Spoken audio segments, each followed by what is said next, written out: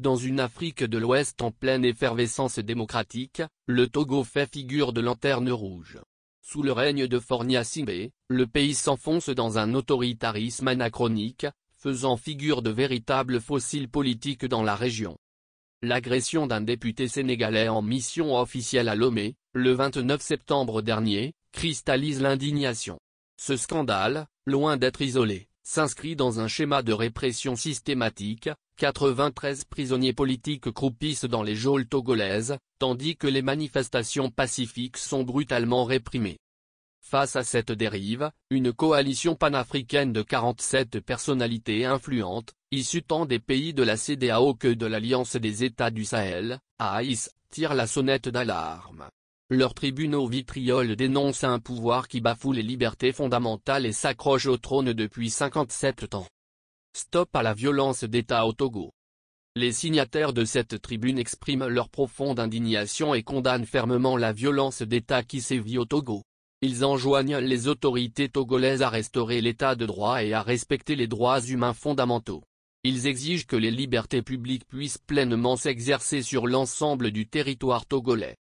Le dernier incident en date concerne le député sénégalais Guy Marius Sagna, représentant du Sénégal au Parlement de la Communauté économique des États de l'Afrique de l'Ouest, CEDEAO. En déplacement à Lomé, la capitale togolaise, dans le cadre d'une session délocalisée du Parlement de la CEDEAO, il a été violemment pris pour cible, tout comme plusieurs députés togolais, des journalistes, et des citoyens ordinaires. Les blessures qu'il a subies ont nécessité des soins médicaux, notamment des points de suture dans une clinique locale.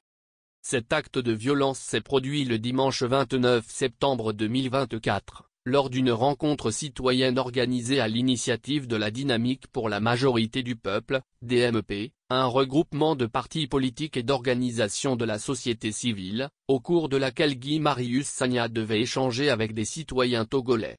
Alors que la réunion commençait à peine, des individus non masqués ont méthodiquement attaqué les participants et vandalisé les lieux, sous le regard indifférent des forces de l'ordre présentes sur place. Ce nouvel épisode s'inscrit dans une série d'atteintes récurrentes aux droits humains fondamentaux au Togo. Ces violations se traduisent par une interdiction quasi systématique des manifestations publiques pacifiques organisées par la société civile et les partis d'opposition. Le dernier exemple en date est l'interdiction d'une journée de prière et de solidarité en soutien aux familles des détenus politiques, initiative du mouvement Touche pas à ma Constitution, un front regroupant des organisations de la société civile.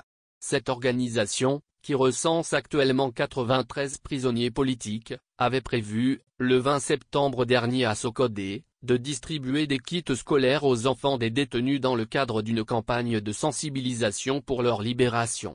De la même façon, les meetings de l'organisation de la société civile Novation Internationale sont frappés d'interdiction.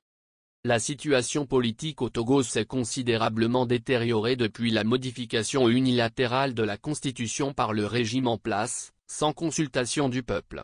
La nouvelle Constitution permet à Faure Gnassingbé de se maintenir au pouvoir indéfiniment, sans se soumettre à des élections, tout en concentrant les principaux pouvoirs de l'État dans sa fonction de président du Conseil des ministres.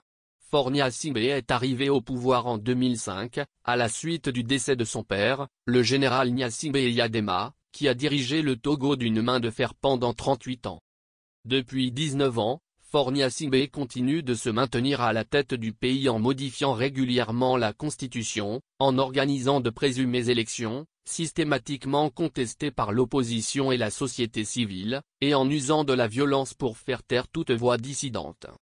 La violence doit sortir du Togo, elle doit disparaître de l'espace CEDEAO. Les signataires attendent des autorités togolaises qu'elles restaurent l'état de droit et qu'elles respectent les droits humains fondamentaux, afin que chaque citoyen puisse jouir pleinement des libertés publiques.